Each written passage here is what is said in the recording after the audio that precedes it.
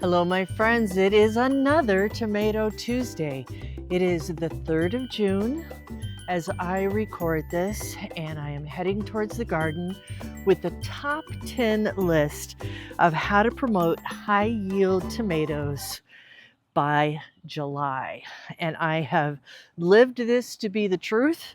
So let me share these with you. First of all, you want to, and I will put a complete description down below so that you can just know it after I say it. So, number one is to choose the right variety. It should say on your seed packet. It's a little too late to be doing it from seeds now for the most part, but if you're buying them, it should say it on the seed packet. Those that usually yield within 60 days are the ones you want, or on the marker that you get if you purchase the plant. But I have my favorites are Mosvich, which I have Mosvich is this whole row right here is Mosvich. I also have Red Pride over here and in the other barrels.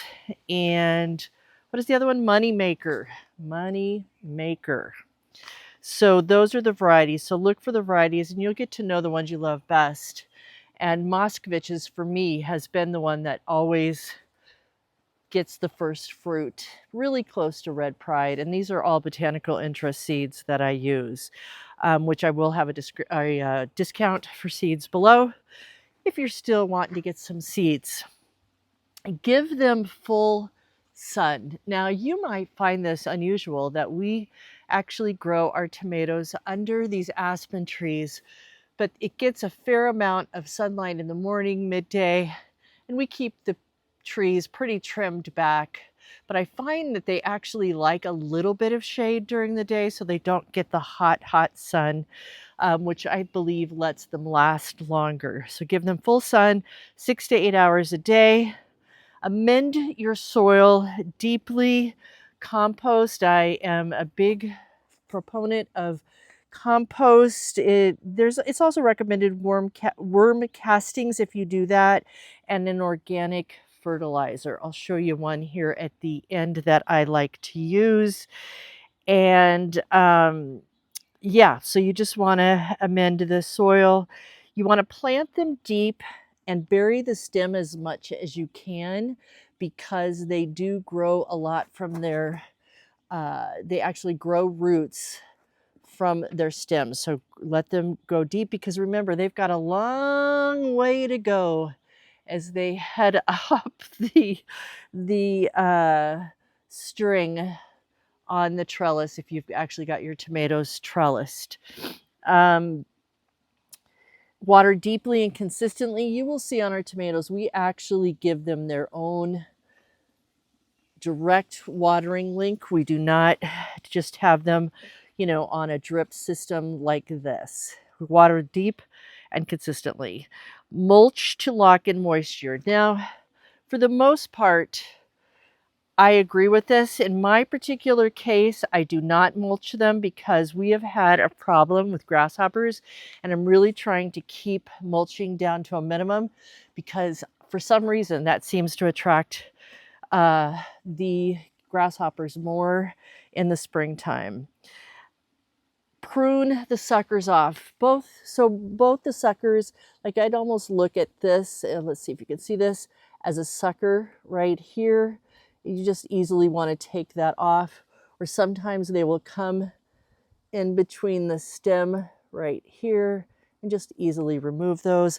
Also, any dead leaves or leaves that seem to be hanging, I would take those off as well. All right. So then that is number 7. Number 8 is to support a sturdy structure. So we, as I've shared in the past Tomato Tuesdays, let me back up here with the camera a little bit. We built this trellis. It's the first time using a trellis. Last year I struggled with, because there's determinate and indeterminate. The indeterminate are the ones that like to vine, and I have always put them in tomato cages anyway. I've kind of ignored it. This year we decided to build this trellis, and to honor the indeterminate tomatoes and the other ones we could put in cages that are more determinate. So to have the either the cages or the trellis, and I am really loving this trellis and how they are loving the trellis this year. Feed every 2 to 3 weeks. I will show you that. I like to use True Organic. It's a tomato and vegetable food. I love to use this one. I've used it for the last couple of years and have been very happy with it. I am not sponsored in any way by it. But it has, you want something that's lower in nitrogen if you're keeping up on these facts and figures, and higher in phosphorus and potassium. And then finally, pollinate to encourage the bees. And we do that by planting flowers around our tomatoes. And of course, because we are very pollinator friendly in our garden here, you will see even in the barrels over here, we have flowers. We've got some nasturtium that's here. We have some zinnias that will be coming up here and here. But keep pollinators near. You can play with the flowers, but I don't do that. And I usually will plant several plants together because they pollinate each other, and as the wind blows, etc.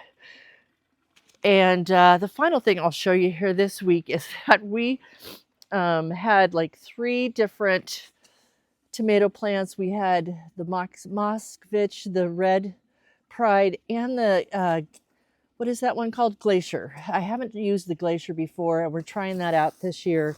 But I had 3, I called them the runt of the litter, of people that didn't take them because they weren't doing so well when people came to pick up the extra tomato plants that I had, friends and family. And so I've put them, they're actually perking up. I put all 3 of them together in this pot, and we'll see what they do. We'll see if they cross-pollinate and what kind of tomatoes we'll end up with. But yeah, and I've actually put some marigolds. I like zinnias as well. This will be a whole bed of zinnias over here. So that will really help the tomatoes as well. And basil, and let me walk back over here for just a moment.